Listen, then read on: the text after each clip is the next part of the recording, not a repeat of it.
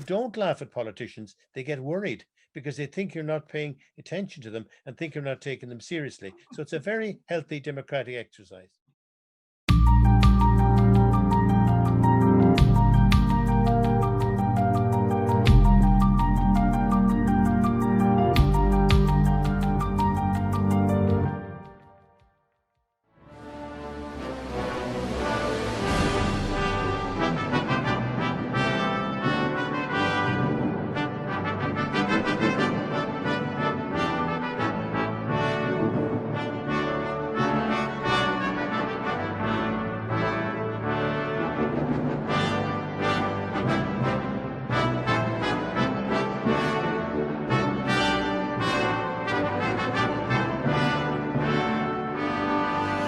A man called Herb Cummings, who lived in the United States, put together a Library of Humour, and he was looking for a centre to store it. So the library at University College Cork, the Bull Library, decided they would act as a storage place for all this humour.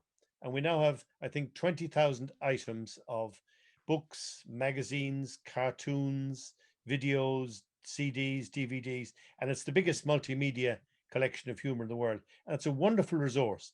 I don't think any other university or any other place in the world has a collection that big. And it's a great place to go if you feel down, if you feel depressed. Just take a humor book out or take a humor video out and read it, and your depression will vanish very quickly.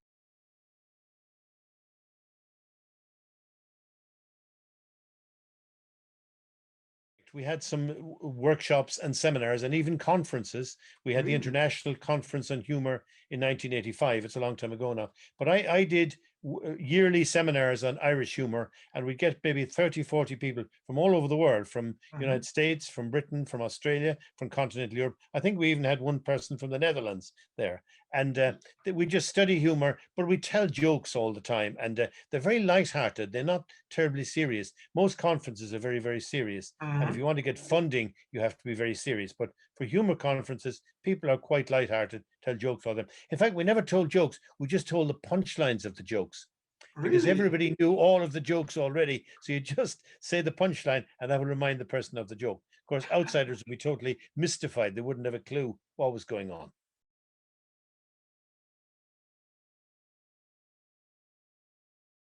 But Ireland, I often say it's the main course here. In other countries, it's the seasoning or it's the dessert. But in Ireland, humour is the main course. And the trouble of being a comedian in this country is you've got 3.5 million in the opposition. Everybody you meet's a comedian, and that's terribly tough.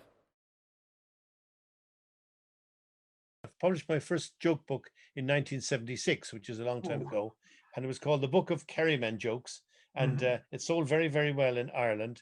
And I think I've published about 30, 40 joke books in all that time, but about 2 a year. And it's just a matter like a sausage machine of churning it out. I mean, you pick a topic, pick a current topic, and then you collect all the jokes on that. And then I do actually manufacture jokes myself, but I wouldn't tell anybody which jokes I've manufactured, because if you say, here's a good joke I made up the other day, nobody will laugh. But if you say, here's a joke I heard from a fellow, and they do that. But it's a way of life for me. I love joke collecting, and I think it's a very good activity. It's also a very democratic activity. There are certain parts of the world where you can't make joke books about the political leaders or about the church or whatever. There aren't many Putin joke books that I know, for example. But it's a good exercise in democracy. Democratic politicians should feel free to allow people to laugh at them. In fact, if you don't laugh at politicians, they get worried because they think you're not paying attention to them and think you're not taking them seriously. So it's a very healthy democratic exercise. Yeah. And could you tell me what's the secret of a good banter, of a good joke? That's a very difficult thing. I think philosophers have been wondering about that for maybe thousands of years. And I think it's like saying, what's the secret of good and beautiful music? It's something you can sense. If you listen to something by Johann Sebastian Bach, who's probably my favorite composer, you say to yourself immediately, that's beautiful, that's wonderful. Maybe you cannot say why, but you can know it, you can by instinct pick it up. But I think there are analytic ways of looking at jokes as well. The joke has got to be topical. It's got to be about somebody important or something important. It's got to introduce the characters like in a short story. It's got to develop the plot, and then it's got to have a punchline. In fact, it's got to have a punch word. The very last word at the end of the sentence should be the important one. One of my favorites in that line is somebody wondering about why there was so much fuss about cigarette smoking and lung cancer. And he said, I don't see what's the problem. He said, I've been smoking for 50 years and there's nothing wrong with my lung. Now we've got a booklet on Boris Johnson. Yeah. Why Boris? Well, Boris was just asking for it because, I mean, in way back, Private Eye magazine had a funny supplement saying one day Boris would become prime minister, and it was regarded as a great joke. They thought that a buffoon like him, somebody who really sounds crazy, who looks like that, who's got the most weird hairstyle. At least we know Boris is not wearing a wig, because nobody would wear a wig like that. But Boris is just asking for it. I think he's just a one. I mean, Tony Blair or John Major, and they were sort of dull, faceless characters. But Boris is alive.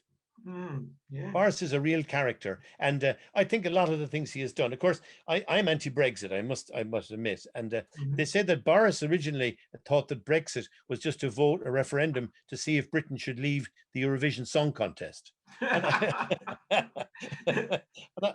Actually, that's serious. They did a survey in England, and a large percentage of people thought that's what it was about. And they thought that once the Brexit vote went through, they wouldn't have to take part in the Eurovision Song Contest anymore. So sometimes jokes become reality. But Boris looks funny. Boris sounds funny. Boris is funny. He's a very funny person. And he actually has a good sense of humor. And I don't actually dislike him or hate him. I mean, I like to watch him. I like to look at him and just wonder, is he for real? Is he really prime minister? And he's got a lot more serious since he's become prime minister. But sometimes he sort of comes out with crazy things. And one of my favorite Boris Johnson jokes is the psychiatrist who's arriving at the gates of heaven, and St. Peter comes out and says, "Oh, thank goodness you've come. We've got a real problem here. God thinks he's Boris Johnson."